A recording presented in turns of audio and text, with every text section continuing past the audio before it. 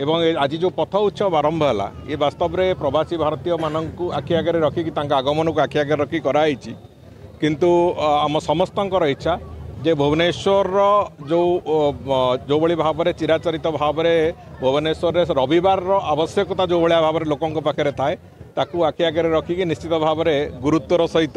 एक कथा को विचार करा जे पथ उत्सव समस्त रविवार मानक हो मु आज अनुरोध करिछि विभागीय मंत्री को तेणुक मु आशा करुचु जे एभलिया भाव में भुवनेश्वर अंततः रविवार सकाळे सबुदिन एकाठी हबार गोटे पर्याय विभिन्न कथा देखा विभिन्न कथा चिन्हवा विभिन्न निज संस्कृति को जानिबा ये प्रक्रिया पूरापूरी भाव में चलो एवं आगामी दिन में भुवनेश्वर गोटे नुआ वातावरण नुआ माहौल भी रहिबो।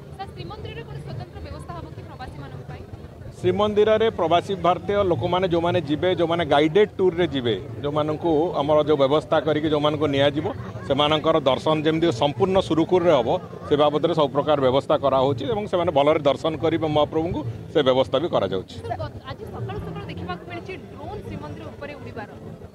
देखो मझे मझे जो भाव में सिक्यूरीटी दृष्टिकोण जो जो समस्या जो किसी दुर्वृत्त जदि चाहिए कौन सिक्यूरीटी ब्रीच करने निश्चित भाव में आईनगत पद्धति जहाँ नवा कथा नियाजिबो एवं कठोर कार्यानुष्ठान भी नियाजिबो